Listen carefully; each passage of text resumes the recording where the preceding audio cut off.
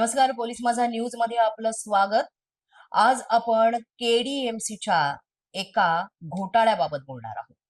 हा घोटाळा साधा सुद्धा नसून कोट्यवधी रुपयांचा घोटाळा समोर आलेला आहे आणि याबाबत काही चॅनल्सनी बातमी सुद्धा प्रसारित केलेली आहे. आम्ही सुद्धा यावर सर्वे करत होतो आणि आम्ही जो सर्वे केलाय किंवा काही गोष्टी ज्या समोर आलेल्या आहेत, काही कागदपत्र मिळालेली आहेत, त्यानुसार आज आपण ही बातमी आपल्यापर्यंत पोहोचवतोय. कल्याण डोंबिवली महानगरपालिका. कल्याण डोंबिवली महानगरपालिकेमध्ये पुन्हा एकदा हा मोठा आर्थिक घोटाळा जो आहे तो उघड झालेला आहे. आणि धक्कादायक गोष्ट म्हणजे हा घोटाळा बाहेर कुणी आणलेला नाही, तर स्वतः प्रशासनाच्याच कागदपत्रांमधून तो समोर आल्याचं म्हटलं जात आहे. जाहिरात कंत्राटाच्या नावाखाली पालिकेच्या तिजोरीवर तब्बल 22 कोटी रुपयांचा डल्ला मारण्यात आल्याचा यामध्ये गंभीर आरोप करण्यात आलाय.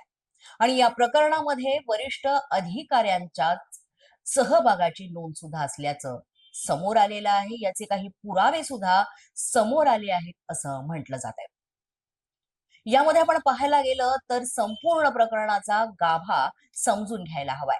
धक्कादायक वास्तव त्यामुळे आपल्या सगळ्यांच्याच समोर येईल.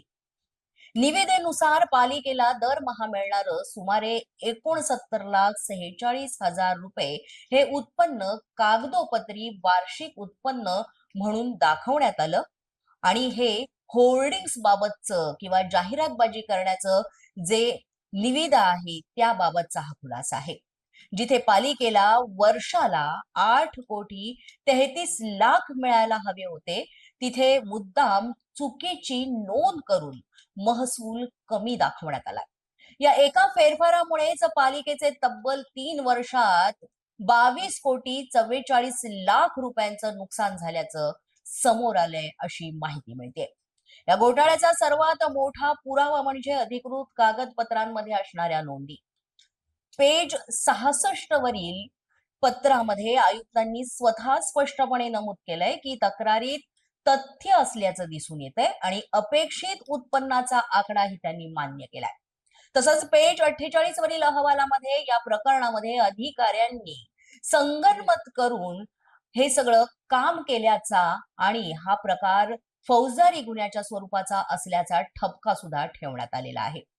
पेज 31 वर विभागीय आयुक्तांनी प्रशासनाच्या निष्काळजीपणावर ताशेरे ओढत परिगणनेची योग्य छाननी झाली नसल्याचं सुद्धा स्पष्ट केलेलं आहे. या प्रकरणामध्ये जबाबदार धरलेल्या अधिकाऱ्यांची यादी सुद्धा समोर आली असं म्हटलं जात आहे, ज्यात माजी आयुक्त, उपायुक्त, इस्टेट मॅनेजर, लेखा अधिकारी, विधी अधिकारी अशा 9 उच्च पदस्थ अधिकाऱ्यांचा समावेश आहे. या दरम्यान प्रकरणाची गंभीर दखल घेत राज्याच्या नगर विकास विभागानं 23 जानेवारी 2023 रोजी नोटीस बजावत संबंधित अधिकाऱ्यांची संपूर्ण माहिती आणि सेवानिवृत्तीची माहिती तातडीनं मागवली होती. मात्र 2 महिने उलटूनही माहिती न दिल्यामुळे शासनानं प्रशासनाला फटकारलं असल्याचंही समोर आलंय. यामध्ये असे निष्कर्ष बाहेर येत आहेत की सर्वात मोठा प्रश्न असा निर्माण होतोय की इतक्या मोठ्या आर्थिक नुकसानीमध्ये जबाबदार असलेल्या अधिकाऱ्यांवर फौजदारी गुन्हे दाखल होणार का?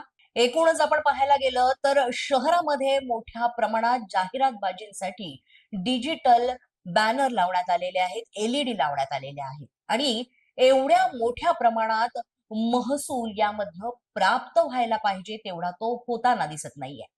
एकूणच महापालिकेला हा उत्पन्नाचा स्रोत चांगला आहे, मात्र यामध्ये सुद्धा एवढ्या मोठ्या प्रमाणात कोट्यवधी रुपयांचा घोटाळा झाल्याचं समोर येत आहे. इतक्या मोठ्या आर्थिक नुकसानीस जबाबदार असलेल्या या अधिकाऱ्यांवर फौजदारी गुन्हे दाखल होणार का, की हा घोटाळा सुद्धा फक्त कागदपत्रांपुरताच मर्यादित राहणार आहे?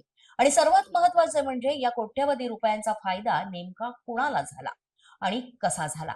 कारण इथं फक्त आकड्यांचा खेळ नाहीये, तर हा नागरिकांच्या पैशांशी केलेला विश्वासघात आहे. मोठ्या प्रमाणामध्ये ही नागरिकांची फसवणूक आहे. पोलीस बंधा न्यूजच्या बातमीपत्रात आज इतकंच. तुम्हाला आमचं बातमीपत्र कसं वाटतंय याबाबत अवश्य अभिप्राय कळवा. यासाठी पोलीस माझा न्यूजचं युट्यूब चॅनल सबस्क्राईब करा. तसंच आमचं फेसबुक, इंस्टाग्राम आणि ट्विटर अकाउंट फॉलो करा. अधिक माहितीसाठी आमच्या www.polismazhanews.com या वेबसाईटला भेट द्या. आमचे अधिकृत प्रतिनिधी व्हायचे असेल तर स्क्रीनवर दिलेल्या क्रमांकांवर आजच संपर्क साधा. आजच्या बातमीपत्रात इतकंच. पुन्हा भेटूया पुढील बातमीपत्रात. तोपर्यंत पाहत रहा पोलीस माझा न्यूज.